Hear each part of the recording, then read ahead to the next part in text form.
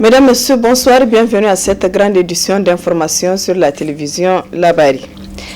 Le syndicat national des enseignants chercheurs et chercheurs du supérieur de la région de Niamey a entamé ce mercredi 16 juin 2020 une grève de 48 heures. Objectif, amener le gouvernement à respecter les engagements pris. Le constat est signé Nafisa Zakou et Chebou Guissou. Cette grève de 48 heures qu'observe le syndicat national des enseignants chercheurs et chercheurs du supérieur SNEX de la région de Niamey fait suite au non-respect des engagements pris par le gouvernement vis-à-vis des revendications du SNEX section de Niamey. Ces revendications se résument à l'amélioration des conditions de vie et de travail des enseignants chercheurs. Effectivement, nous avons déposé un mot d'ordre de grève de 48 heures qui commence ce matin même. 16 janvier 2020. Nous l'avons déposé relativement à notre préavis de grève, dans lequel nous avons demandé le paiement d'un certain nombre de droits statutaires, et par rapport auxquels le gouvernement encore ferme les yeux. Donc parmi ces droits, il faut le répéter, nous avons ce que nous avons toujours appelé le fameux remboursement des frais médicaux. Nous avons également demandé à ce que les vacataires perçoivent leurs frais de vacation, parce qu'il y en a parmi eux qui ça fait 2-3 ans, ils n'ont pas encore été payés. Nous avons également demandé à ce qu'on nous paye le cours complémentaire de l'année passée, 18-19. Vous n'êtes pas sans savoir que l'année passée, on a fait une grève de 4 mois et le 23 mai 2019, nous avons signé un protocole d'accord avec le gouvernement. Nous nous sommes engagés à rattraper l'année que nous avons fait avec honneur. Si un franc de ce frais n'est pas payé, nous continuons notre grève. Entre autres, nous avons également demandé le paiement des copies corrigées. Nous avons également demandé à ce que nous soient versés nos frais relatifs à nos publications. Parce que nous travaillons, nous produisons. Mais il n'y a que Niamey actuellement qui accuse de retard dans les paiements de ces frais. Les étudiants de leur côté déplorent cet arrêt de travail des enseignants-chercheurs car cela a un impact sur leurs études. La grève là, vraiment ça a un impact sur notre situation en ce qui concerne surtout nos études. Et ce n'est pas la première fois. Depuis l'année passée, elles ont commencé à faire la grève. Et jusque-là, nous arrivons à comprendre que le gouvernement, en réalité, ne se soucie pas de l'académie ou bien de nous-mêmes qui sommes des fils des pauvres dans ces universités publiques du Niger. Il faut être honnête, ça a un impact négatif. Négatif dans ce sens, il faut le comprendre. Des jours de grève, ça veut dire c'est des jours, c'est des heures qui sont parties, qu'on ne peut plus rattraper. Et nous savons tous que le système LMD est un système qui n'aime pas du tout le retard, qui n'aime pas du tout les grèves. Face à cette situation, les étudiants appellent les deux parties à trouver un terrain d'entente pour la bonne marche de l'année scolaire 2019-2020 dans les universités publiques du Niger. Les magistrats du Niger apportent leur soutien aux forces de défense et de sécurité actuellement sur le front pour combattre les terroristes et marquent leur solidarité aux familles des militaires décédés. Leur syndicat, le SAMAN, l'a fait savoir dans un communiqué de presse que nous résumons ici Hassan Saleh Mustafa. La dégradation de la situation sécuritaire au Niger, particulièrement dans la partie nord-ouest du pays, constitue une véritable préoccupation de l'ensemble des Nigériens qui sont touchés dans leur chair. Des militaires tués sur les fronts en défendant l'intégrité du territoire national. C'est l'exemple à Inates, à Sanam ou encore à Sinégodor. En cette douloureuse circonstance, les magistrats du Niger dans leur ensemble ne sont pas restés en marge.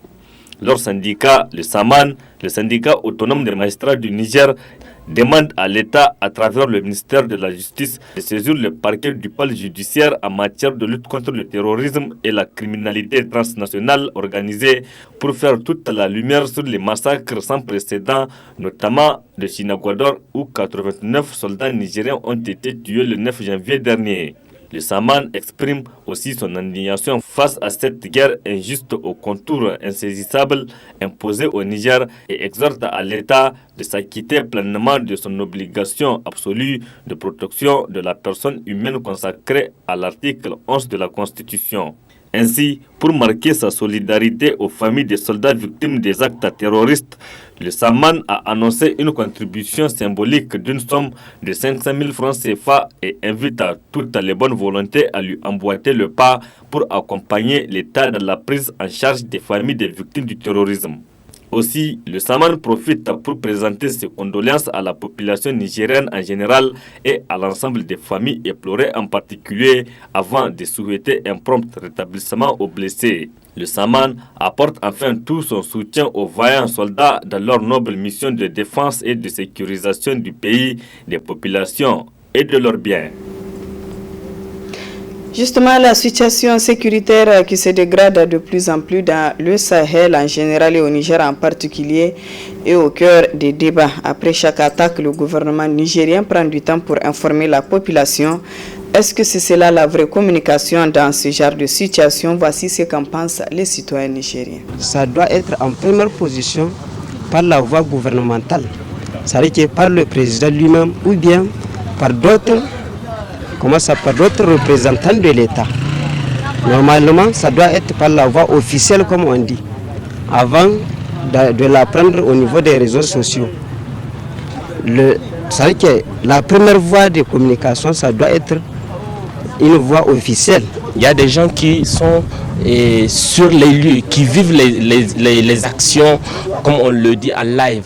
Donc, et ça ne facilite pas les choses, mais je trouve que la première personne qui devrait m'informer, parce que nous savons que ce n'est pas de leur faute, c'est des choses que nous vivons tous de manière très douloureuse, mais je mérite de savoir surtout la vérité, parce que parfois aussi il y a un déphasage d'informations et du coup ça fait que nous en tant que citoyens ça nous perturbe. Finalement nous ne savons plus réellement qu'est-ce qui se passe, qu'est-ce qu'il faut croire, les informations sur les réseaux sociaux ou bien le communiqué du gouvernement. L'information que passe par exemple le porte-parole du ministère de la Défense, qui est le mieux placé pour dire voilà le bilan exact ou bien voilà l'attaque qui a eu lieu dans tel endroit à un temps donné, voilà ce qui s'est passé, voilà comment ça s'est passé. Donc moi, concernant l'information, je préfère que l'État, qui est le mieux placé, via son ministère de la Défense nationale, à chaque fois qu'il y a une attaque, qu'il n'attende pas à ce que les gens commencent vraiment à mettre tout ce qu'ils veulent sur les réseaux sociaux. Le gouvernement, il fait son effort. Pourquoi je le dis? Quand une information, il faudrait qu'on sache d'abord quelle est l'information officielle. Vous comprenez? Il faudrait qu'on arrive à avoir un canal par lequel, ou soit une plateforme sur le réseau social, sur Facebook, une plateforme en tout cas officielle par laquelle l'information vérifiée passe. Imaginez qu'il y ait une explosion où il y a des disparus, il y a des gens qu'on ne peut même pas retrouver physiquement. On ne peut pas avoir le nombre en quelques heures. Donc il faut laisser le gouvernement faire son travail. 2 jours, 3 jours, avoir les chiffres exacts des personnes qui sont mortes et communiquer. Les trucs sur les réseaux sociaux, ce ne sont pas des choses vérifiées. Nous voyons le communiquer, mais on sait que ce n'est pas ça. Il faut partir sur le terrain pour savoir. La population nigérienne, elle est endeuillée du jour au lendemain. On a plus de 87 attaques, cette toute dernière attaque-là, on a plus de 89 familles qui sont endeuillées. Donc ce n'est pas le gouvernement qui va venir nous dire que voilà le nombre, alors que quand on part sur le terrain, c'est tout à fait le contraire. Pourquoi venir nous communiquer un nombre qui n'est pas le nombre exact? Pourquoi? Déclaration hier après-midi des structures de la société civile à Alternative Espace Citoyen pour inviter la population à manifester demain, vendredi 17 janvier, après la grande prière pour soutenir les forces de défense et de sécurité. Le résumé avec Ismaël Moumouni et Ibrahim Abdou. Mobilisation générale à la place de la concertation juste après la prière du vendredi, c'est le mot d'ordre des structures de la société civile à l'endroit de la population de Niamey et alentour. Cet appel de la société civile entre dans le cadre du soutien à nos vaillantes forces de défense et de sécurité qui, depuis un certain temps, sont devenues la cible des terroristes. Le soutien que nous voulons apporter est un soutien essentiel parce que ça va permettre de remonter le moral davantage de nos troupes, les galvaniser, mais notre manifestation va aussi poser les problèmes que eux-mêmes, nos éléments de force de défense et de sécurité ne peuvent pas poser, puisqu'ils n'ont pas de cadre pour s'exprimer et faire relayer tout ce que nous tous nous entendons. Parce que ici parmi nous, chacun a un frère, un cousin, un parent, un père, un grand-père, quelqu'un en tout cas qui est dans l'armée ou dans un des corps qui sont confrontés à cette situation difficile. Donc nous entendons beaucoup de choses sur la situation et sur ce qui constitue un problème pour ces gens-là. Et donc, nous avons le devoir, nous qui pouvons parler, nous qui pouvons sortir pour manifester, de sortir pour le faire. Et Inch'Allah, c'est à ça que nous appelons. Vendredi, Inch'Allah, nous souhaitons que les citoyens et les citoyennes, en tout cas au moins au niveau de la ville de Niamey et si possible partout, sortent après la prière de vendredi pour porter le message que nous ne sommes pas d'accord et que si nous devons subir le sort que d'autres ont subi sur le front, sur le terrain, eh bien qu'on nous fasse subir ce sort, mais il n'est pas question pour nous de nous résigner et de nous taire simplement parce que on nous écrit une lettre pour nous dire vous n'avez pas le droit de manifester, parce que nous savons que nous avons le droit de manifester.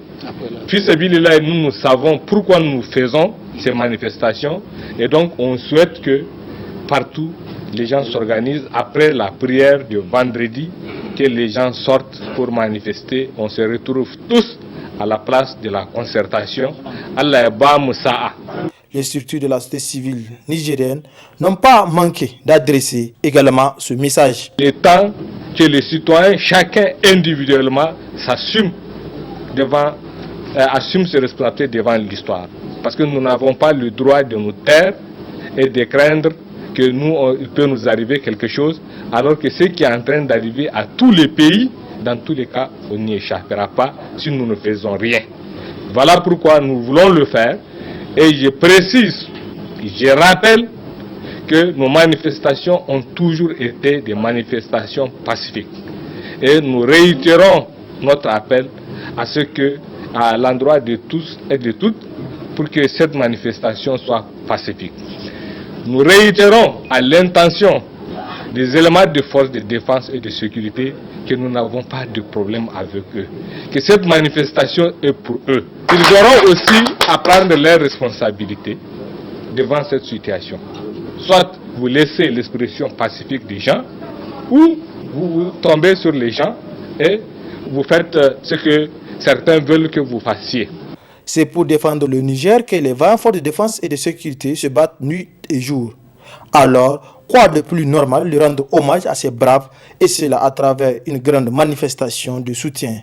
Alors, tous ensemble à la place de la concertation, le vendredi après la prière du vendredi, pour démontrer à la face du monde qu'on est derrière notre armée.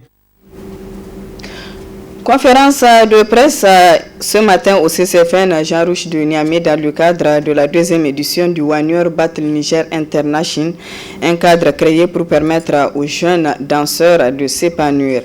Le reportage est de Abdul Razak Léo et Halidou Bourema. Avec Omar, on s'est retrouvé sur un objectif, mettre en valeur la jeunesse du Niger et la jeunesse de la sous-région. On a ici au Sahel une jeunesse inventive, qui manie à la fois modernité et tradition et qui nous donne un bon exemple de ce que peut être une vie moderne, mais une vie moderne ancrée dans les traditions. Plusieurs pays seront de la partie pour cette deuxième édition de la Warriors Battle International Niger, véritable cadre d'échange pour des jeunes big-boys et big-girls d'Afrique et au-delà du monde. De partage avec des ateliers de formation, projection et compétition internationale un contre un. La première édition, datée du janvier 2019, fut une très brillante réussite. Et cette fois-ci, on est à la deuxième édition, avec la participation du Sénégal, Togo, Bénin, Nigeria, Burkina Faso, Ghana et la France. Et l'année passée, on a eu la chance, comme l'a dit monsieur le directeur, d'avoir B-Boy Lilou, debout champion du monde, qui n'a plus à se présenter aussi. Hein. Et cette année aussi, il revient avec Bigger Sarabi. L'objectif, c'est de motiver les filles nigériennes danseuses à être bigger. Maintenant, avant de donner la parole à Lilou et Sarah qui ont certainement quelque chose à vous dire par rapport à ce festival, je vais vous donner le programme qui a déjà débuté le mardi 14 janvier 2020 au lycée La Fontaine avec l'échange avec les élèves du lycée, animé par Lilou et Sarabi.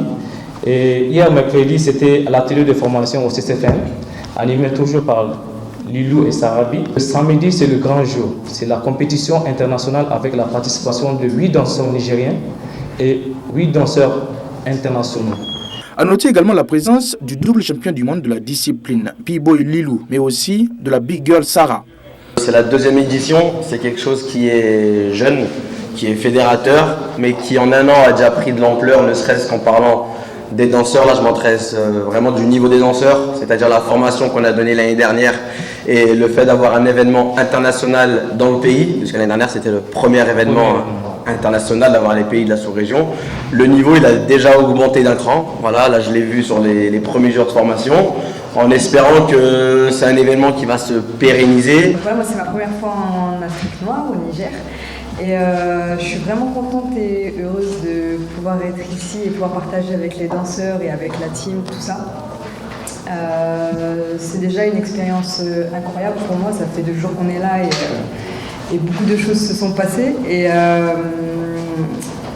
Et voilà, donc j'ai vraiment hâte de partager, comme il a dit, avec les filles ce vendredi-là. Après des jours d'échanges, mais aussi d'ateliers, le rendez-vous est pris pour ce samedi 18 janvier 2020 au CCFN Jean Rouge à partir de 20h pour la grande compétition internationale avec notamment plus de 16 danseurs. Voilà, mesdames, messieurs, ici prend fin ce journal. Merci à vous de l'avoir suivi et excellente soirée en compagnie du programme de la télévision Labari.